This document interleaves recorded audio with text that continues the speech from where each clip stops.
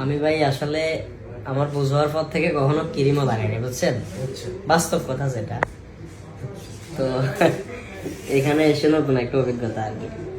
নাটকের গলায় বা হ্যাঁ, নামটা কিছু নিয়ম কানুন বা কিছু বিষয় তো থাকে। চুলের যে ব্যাপারটা ভাই সাদা করেন যে, এগুলো তো ক্ষতি হয় না? না, তো কোনো ক্ষতি নেই। তাও ভয় কাজ করে, কারণ চুল জিনিসটা খুবই সেন্সিটিভ এবং এটা হচ্ছে যে একজন মানুষের সৌন্দর্য ফুটাই তোলে আর অন্যতম একটা মাধ্যম। না, এটা কোনো আপনার অসুবিধা নেই, চুল কোনো ক্ষতি হবে না। ওয়াশ করবেন, চলে যাবেন। কি লাগাচ্ছেন দাদু? এটা একটা প্যানিস্টিক দিচ্ছি, তার একটু বয়স বাড়ানোর জন্য। চুল যেমনি টানতেছেন এমনিতে মামা বলতেছে চুলের সমস্যা হবে কিনা, আপনি তো চুল মুল পুরাই ফলাইতেছেন, তাই না? ঠিক না, এত কিছু হবে না মামু। না ভাই, যেহেতু সাইড এফেক্ট নাই বলছে, এক্ষেত্রে নিশ্চিন্তে লাগানো যায়, অসুবিধা নেই। কোনো সাইড এফেক্ট নেই, ইনশাল্লাহ ভালো কাজ হবে। মামা কিছু বলেন আমাদের ওই টিটু ভাইয়ের সেটা। টিটু ভাই তো এই লাইনটাতে আসলে অনেক ফুরানো।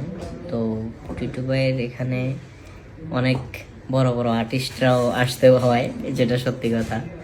এমন এমন জায়গা আছে যে যেখানে আসলে ওই কাজের মূল্যটাই বেশি। এখন এখানে একজন বড় আর্টিস্ট এসে সে ভাব নেওয়ার কোনো সুযোগ নাই, দিন শেষে তাকে এখানে বসতে হবে।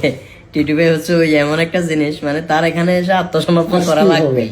যেমন মসজিদের ইমাম বা মুয়াজ্জিমের কথা যদি বলি, যত বড় ধনী ব্যক্তি হোক, দিন শেষে ওই নামাজ যিনি পড়ে তার পিছনে পড়া লাগবে।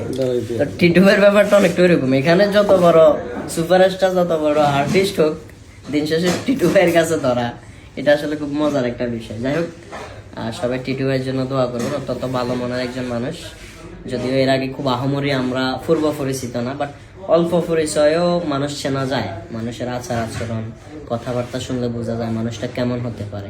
তো এটা আসলে আমার জন্য অনেক বড় একটা পাওয়া। এখানে না, আমি যেখানে যাই আল্লাহ রাব্বুল আলামিনের পক্ষ থেকে কেন জানি আমার জন্য সবকিছু ইজি হয়ে যায়। মানে মানুষজন খুব কাছের করে নেয়, এই জিনিসটা আমার জন্য অনেক বড় একটা পাওয়া। আপনি খুবই একটা আমাদের জন্য দোয়া করবেন। আসসালামু আলাইকুম।